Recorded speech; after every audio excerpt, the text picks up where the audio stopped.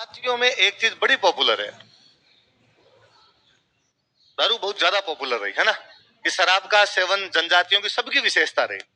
जब अंग्रेज आए, ये अंग्रेज नहीं, वैसे तो ये था कि भारत में हमेशा से मौर्य काल से लेके आज तक, कब से कब तक, शराब बनाने का अधिकार केवल सरकार के पास है।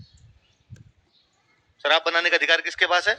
सरकार के अलावा कोई भी शराब बना किसी के पास भी अधिकार नहीं। सरकार शराब बनाएगी, सरकारी शराब बेचेगी। न तो आप बेच सकते हो बिना लाइसेंस के, ना आप शराब बना सकते हो। ये मौर्य काल से लेके अब तक का कारण था, क्योंकि शराब वो चीज है रेवेन्यू बहुत ज्यादा देती है। रेवेन्यू प्रोडक्ट करने वाली यदि कोई चीज रही हमेशा सरकारों के पास, तो कौन सी रही? इसलिए सरकारें कभी भी शराब बंद नहीं करना चाहती, भले कोई कितना ही कह दे।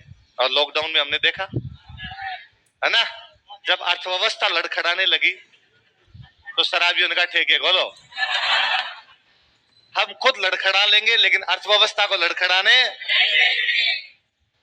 और हमने देखा कि भाई जैसे लॉकडाउन लगा, कोचिंग बंद हो गई, तो हमारी जो यार मजदूरी मर गई, हमारे तो रोजगार ही बंद हो गए। हम डेली देखेंगे कोचिंग कब खुलेगी, कोचिंग कब खुलेगी। एक दिन अखबार में आया कि सरकार ने कहा कि अति आवश्यक सेवाओं को शुरू किया जाएगा। किसको शुरू किया जाएगा? तो हमें लगा अति आवश्यक क्या है? शिक्षा। जीवन में शिक्षा से बढ़ के कुछ भी। और हमने सब तैयार हो जाओ, बस अब नए बैच पे बैच बनाएंगे, पैसे छावेंगे, पैसे अपने, है ना। और अब नई सेवाएं शुरू होने वाली। अगले दिन अखबार वापस है कि अति आवश्यक सेवाएं जो शुरू की, नाम देखा, शिक्षा तो है नहीं कहीं पे। हाँ, शिक्षा कहाँ गई इसमें? तो क्या क्या खोलिए, तो पता चला अति आवश्यक तो शराब है। और उस दिन पता चला कि यार पिछले 32 सालों से आपने जिस बात पे विश्वास करते हैं कि पहले पढ़ रहे थे तो भी कहते भाई पढ़ाई के अलावा दुनिया में कुछ भी। अब पढ़ा रहे हैं तो अपने भाषण ठोकते हैं कि पढ़ाई के अलावा जीवन में कुछ भी। अब समझ में आया कि जीवन में अन्य चीजें महत्वपूर्ण है, उन चीजों की आवश्यकता है, पढ़ाई की ज्यादा आवश्यकता। और शराबी कितने भले अच्छे आदमी होते हैं। मतलब कोरोना में बाकी सब जगह पुलिस लाठीचार्ज करती कि भीड़ इकट्ठी हो गई, पास पास में आ गए। शराबियों को सरकार ने कहा कि डिस्टेंस, 6 गज की दूरी, मास्क है। और वो बाकायदा साइड यूं खड़े रहे आराम से। अब लास्ट वाले की बारी शाम को आएगी, उसने कहा कोई बात नहीं, कोई धक्का मुक्की नहीं मचाई किसी ने।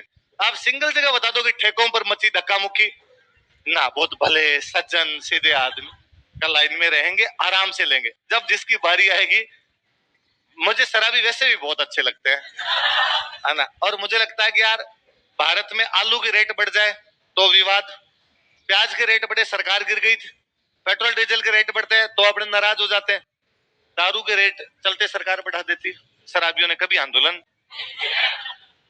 सरकार चलती दारू के बारे में नियम चेंज कर देती, 8 बजे बाद नहीं मिले। क्यों नहीं मिलेगी भाई? भाई बाकी चीजें जब 8 बजे के बाद मिल सकती है तो दारू क्यों नहीं दोगे? तो शराबी उनका कोई नहीं, 8 बजे से पहले लेंगे।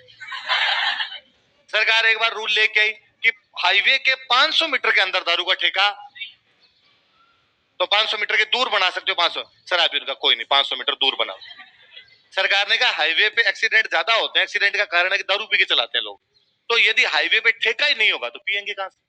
अब तो क्या होता है कि गाड़ी चल रही है, चल चलता दिखा सामने कि यहाँ पर एकदम ठंडी बियर मिलती है, बंद देने का रोक। एक बार एकदम ठंडी बियर लेंगे, आगे चलेंगे, पिया हुआ ठोक गया किसी के अंदर का, आज के बाद ये दुकान होगी नहीं, तो न रहेगा 5 और न बजेगी।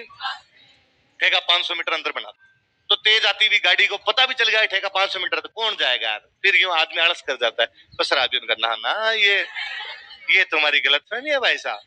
दुकान वाले और संत, दुकान वाले भी तो फिर शराबी है। दुकान वालों ने बोर्ड लगाया, एक बोर्ड लगाया, और बोर्ड लगा के लिखा दुकान इधर है,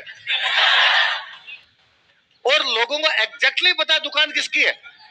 मतलब कोई आदमी कंफ्यूज नहीं है। पर दुकान साबुन की हो सकती है, दुकान तेल की हो सकती है, पर सबको पता है कि दुकान।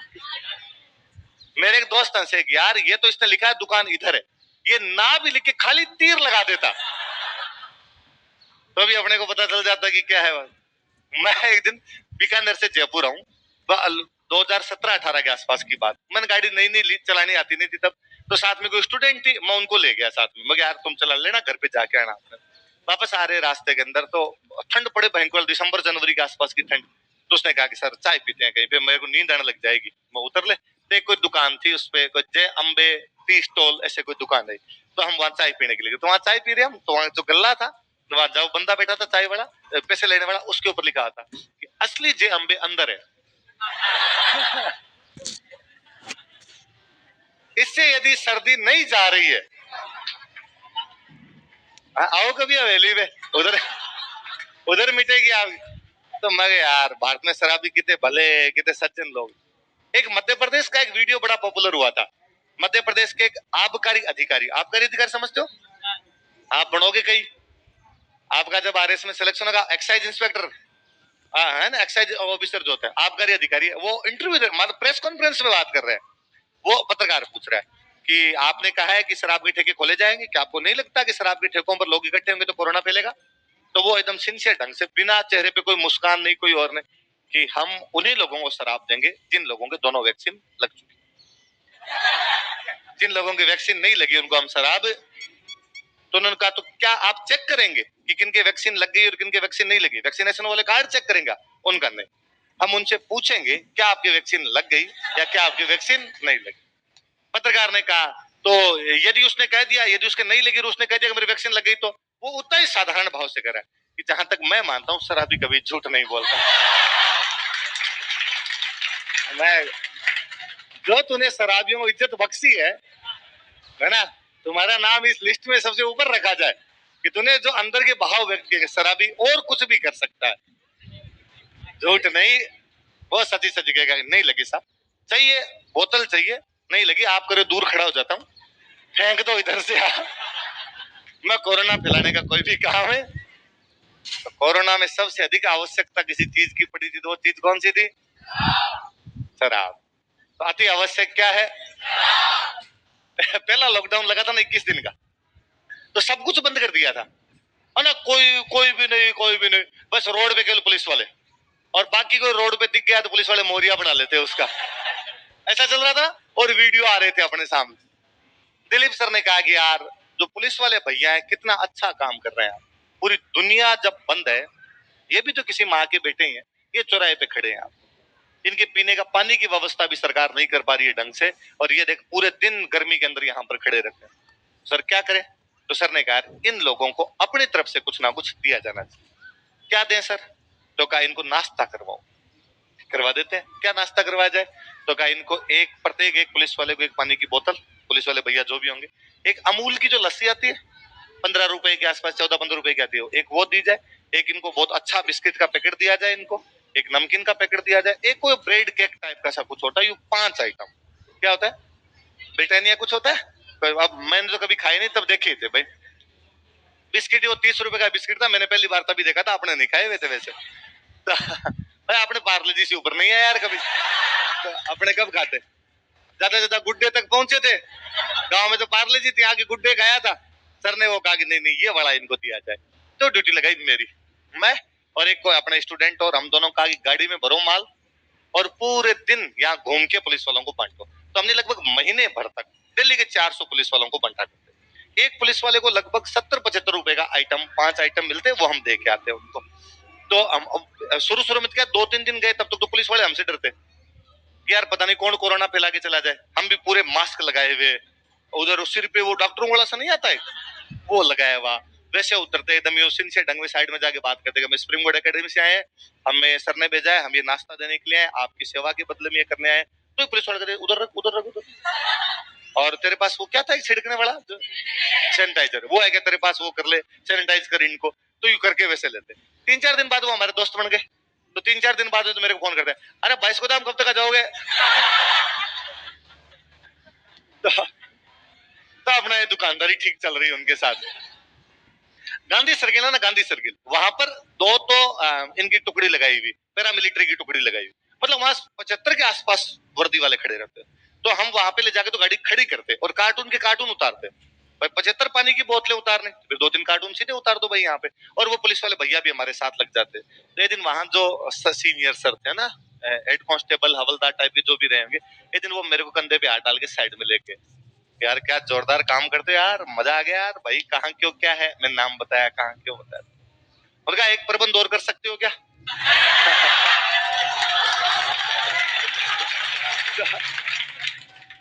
मुझे लगा यार ये कह देंगे कि भाई पानी की बोतल 2 बार दे जाया करो, यहाँ ज्यादा लोग रहते हैं, एक बार में पार। कई जगह ऐसी समस्या थी कि कई लोगों ने हमें कहा था छाछ एक्स्ट्रा रख के जाओ, तो हम रख भी देते थे, बिस्किट के डब्बे तो ज्यादा रख जाओ।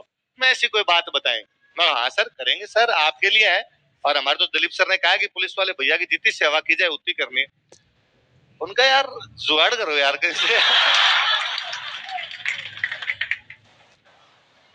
मेरे को जैसे पता चला कि ये चीज मांग रहे हैं भैया, तो मैंने कहा सर ये तो आप ठीक कर सकते हो जुगाड़, आप कर दो सर ये जुगाड़ तो। और आप तो पुलिस वाले, आप तो किसी ठेके पे जाके ला सकते हो। तो उनका यार समस्या है, हम यार पुलिस वाले जैसे जाते हैं ना, हमें पहचान नहीं लेता ठेके वाला, और फिर उसको लगता है चेक करने आया है, तो देता नहीं है। खुले तो है यार ठेके, नीचे से दे तो रहे हैं खोल के, तुम ला दो यार, डबल ले लेना यार पेमेंट। मैं कहा सर मैं ट्राई कर सकता हूँ। तो एक एक वहां को भी सीनियर थे, एज होगी उनकी 55 के आसपास, उन्होंने मुझे और साइड में लिया। उनका हेड साहब तो है ना ऐसे करता रहता है, ये तो बड़ी चीज मंगा रहे, तुमसे लाई जाए नहीं लाई जाए, तुम बीड़ी ला दो यार। कबीरा इस संसार में बांधी बांधी के लोग हैं। सबकी अलग अलग समस्या है। फिर मैं बीड़ी तो